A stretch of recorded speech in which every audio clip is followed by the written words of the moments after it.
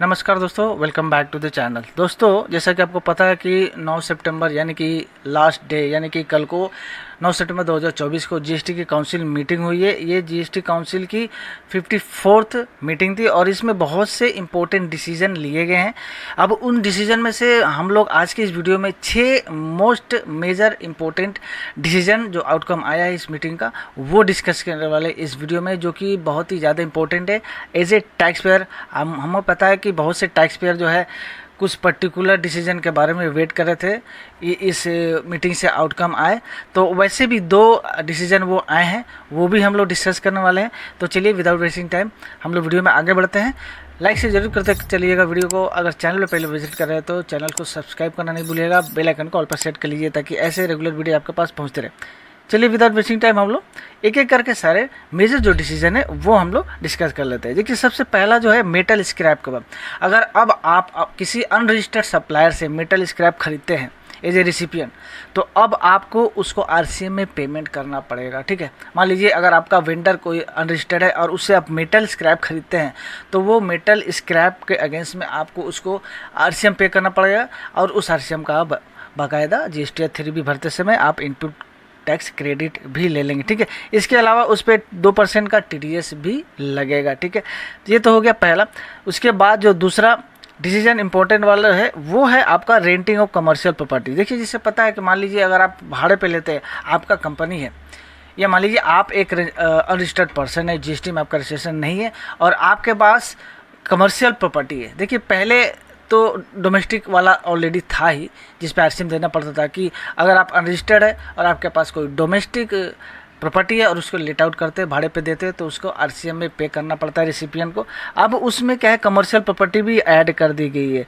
यानी कि अगर एज ए कंपनी आप किसी अनरजिस्टर्ड सर्विस है, यानी अनरजिस्टर्ड पर्सन है और उसका कमर्शियल प्रॉपर्टी है और उसको आप भाड़े पे लेते हैं, तो वो जो सर्विस आप रिसीव कर रहे हैं एज ए रिसिपिएंट, अब आपको उसको आरसीएम में ट्रीट करना पड़ेगा, उसको आरसीएम में आपको बुक करना पड़ेगा और आरसीएम में उसको पेमेंट करके आप उसका आईटीसी लीजिएगा। ठीक है, तो ये गया दूसरा।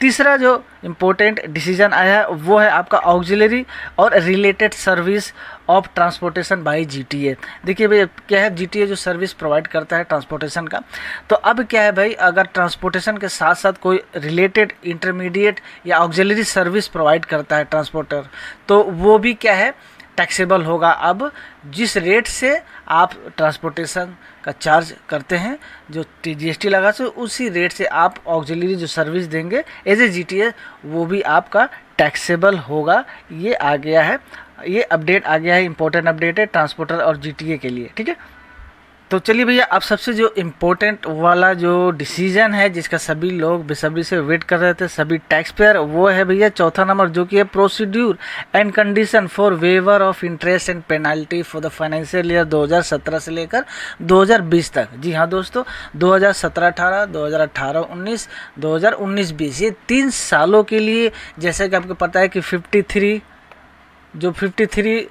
जीएसटी की काउंसिल मीटिंग हुई है, उसमें जो बहुत सारे रिकमेंडेशन आए थे, उस रिकमेंडेशन में ये भी पॉइंट उठाया गया था कि जो इंटरेस्ट और पेनल्टी है इन 3 सालों के लिए उसको वेव ऑफ कर दिया जाएगा। ठीक है, अब उसी के रिलेटेड यहाँ पे अपडेट आ गया है फाइनली। टैक्स पेयर के लिए बहुत एक अच्छी न्यूज़ आई है। अब उसके लिए प्रोसीड्यूर और कंडीशन यहाँ पे प्रिस्क्राइब कर दिए कि क्या होगा, वेवर ऑफ इंटरेस्ट और पेनल्टी को लेकर किस तरह से रूल बनाया जाएगा, क्या नियम होगा, ये अब इसमें अपडेट आ गया है इस काउंसिल में। इसको लेकर आप डिसीजन और रिकमेंडेशन आ गई है कि भैया 2017 से लेकर 2020 तक का जितना भी अगर आपका टैक्स पेनल्टी है, अगर आप उसको 31 मार्च 2025 से पहले पेमेंट कर देते हैं, तो आपका जो है इंटरेस्ट और पेनल्टी जो है वो वेव ऑफ कर दिया जाएगा। ठीक है, ये एक गुड न्यूज़ एक टैक्स पेयर के, नॉर्मल टैक्स पेयर जिसका जो एक्सपेक्ट कर रहे थे वो आ चुका है। और ये जो था सेक्शन जो नया जो इंसर्ट हुआ था, सेक्शन 128A, कि उसमें किस तरह से सारी चीज़ नोटिफाई होगी, और ये जो नोटिफिकेशन आया था और ये जो चेंज आएगा वो आएगा भाई 1 नवंबर 2024 से ये इम्प्लीमेंट हो जाएगा। ये सारा प्रोसीड्यूर उससे पहले नोटिफाइड हो जाएगा डिपार्टमेंट के द्वारा कि क्या प्रोसीड्यूर होने वाला है, किस तरह से, किस कंडीशन में, किसको वेवर मिलेगा पेनल्टी और इंटरेस्ट का। लेकिन भैया एक चीज़ तो क्लियर है कि 31 मार्च से पहले पहले आपको पेमेंट कर देना होगा, और ये जो है नोटिफाइड हो सकता है 1 नवंबर 2024 से इफेक्ट में आ सकता है, और ये नोटिफाइड हो सकता है, तो इसके लिए हमें वेट करना होगा। ठीक है, तो चलिए अब अगला मेजर डिसीजन के बारे में हम लोग एक बार डिस्कस कर लेते हैं। ये है providing a mechanism for implementation of newly inserted section 5 और सेक्शन 16।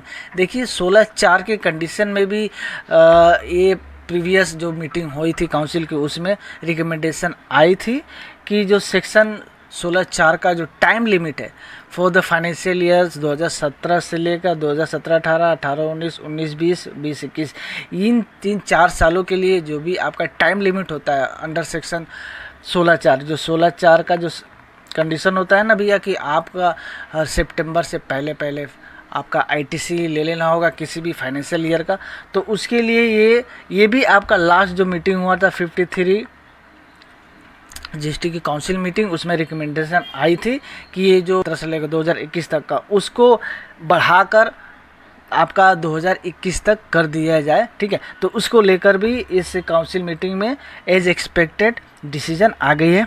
पढ़ लेते हैं। GST council recommended the section वो 118 और 150 of finance act 2024 which provides insertion of section 5 और सेक्शन 6। सेक्शन 5 और सेक्शन 6 जो आपका 2024 के फाइनेंस एक्ट में डिस्क्राइब हुआ था, उसके हिसाब से ये 2 नए सेक्शन का इंसर्शन हो गया है सेक्शन 16 ऑफ सीजीएसटी एक्ट में, और ये जो है 1/7/2017 से रेट्रोस्पेक्टिव इफेक्ट में आएगी भैया। ठीक है, 2017 से इम्प्लीमेंट में आ जाएगी, और ये नोटिफाइड होगी जल्द से जल्द। इसका नोटिफिकेशन भी आ जाएगा कि इसके क्या प्रोसीड्यूर रहेगा।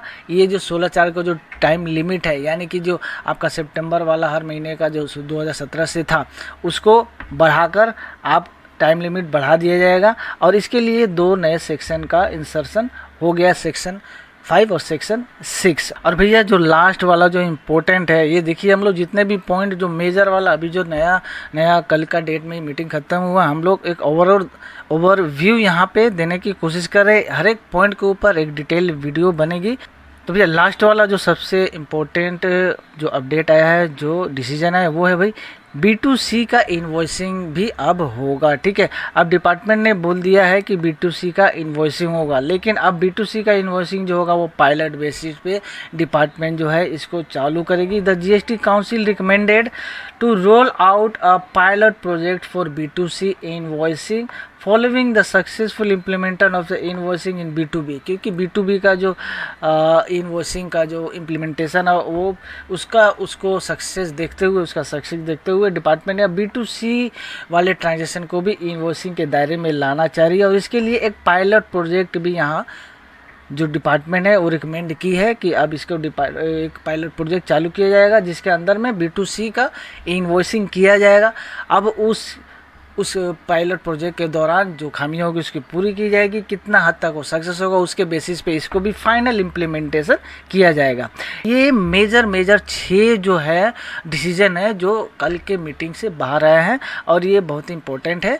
इसको एनालिसिस हम लोग करके डिटेल में हर पॉइंट के ऊपर वीडियो सेपरेट बनाया जाएगा, ताकि आपको अच्छी तरह से चीज़ें समझ में आ जाएगी। उसके लिए आपको चैनल को सब्सक्राइब कर लेना होगा और बेल आइकन को ऑल पर सेट कर लीजिए, ताकि सारी वीडियो का नोटिफिकेशन आपके पास पहुँचती रहेगी। ठीक है, इसके अलावा भी छोटे जो डिसीजन कुछ आए हैं इस मीटिंग में, जैसे कि आपका इनवॉइस मैनेजमेंट सिस्टम, इसके ऊपर जो ऑलरेडी डिपार्टमेंट पोर्टल के ऊपर अपडेट आ गया, हम लोगों ने वीडियो भी मैंने भी बना दिया है, आप उसको जाकर रेफर कर सकते हैं चाहे तो IMS इनवॉइस मैनेजमेंट सिस्टम के ऊपर भी एक अपडेट आ गया कि किस तरह अब GSTR 3B जब भरते समय आप ITC 2B से जो लेते हैं वो अब ऑटो जनरेट नहीं होगा। अब आपका जितना भी IMS का डैशबोर्ड में जितना भी इनवॉर्ड सप्लाईज हो गए उसका इनवॉइस आएगा। वहाँ पे आपको 3 ऑप्शन दिया जाएगा भैया, रिजेक्ट का, एक्सेप्ट का और पेंडिंग का। तो आप जिसको एक्सेप्ट करिएगा वही आपका 2B में रिफ्लेक्ट होगा, और उसी के बेसिस पे आप 3B भरिएगा। ठीक है, ये IMS IMS जो इनवॉइस मैनेजमेंट सिस्टम है, ये अब अगले मंथ से पोर्टल पे इम्प्लीमेंट होने वाला है। ठीक है, इसके अलावा देखिए transport of passenger by helicopter में भी GST रेट का इम्प्लीमेंटेशन आया, जैसे कि 5% जो आपका है हेलीकॉप्टर से पैसेंजर जो शेयर सीट वाले जो अकोमोडेशन में जाएंगे, जो हेलीकॉप्टर से पैसेंजर जाएंगे, उनका अब 5% करके GST कटेगा। लेकिन आपका जो चार्टर्ड हेलीकॉप्टर है उनका पहले की तरह 18% का ही GST लगेगा। तो दोस्तों ये था most important major decision of 54th GST council meeting. इसको लेकर कोई भी डाउट और कोई क्वेश्चन है आप कमेंट बॉक्स में ज़रूर पूछिएगा। अगर इंपॉर्टेंट पॉइंट लगा तो सेपरेट वीडियो भी बनाई जा सकती है। तो वीडियो को यहीं पे ख़त्म करते हैं, मिलते हैं ऐसे ही नेक्स्ट वीडियो के साथ। तब तक के लिए थैंक्स फॉर वॉचिंग। वीडियो को ख़त्म करने से पहले रिक्वेस्ट है लाइक से जरूर कर दीजिएगा, वीडियो को शेयर कर दीजिए जितना हो सके ताकि इन्फॉर्मेशन दूसरों तक पहुंचे। और सब्सक्राइब अभी तक नहीं किया है तो सब्सक्राइब करना बिल्कुल ही नहीं भूलिएगा, ताकि सारे वीडियो जो बनेंगे उसका नोटिफिकेशन आपके पास चले जाए। उसके लिए आप बेल आइकन को ऑल पर सेट करके रख लीजिए। मिलते हैं नेक्स्ट वीडियो में, तब तक के लिए थैंक्स फॉर वॉचिंग।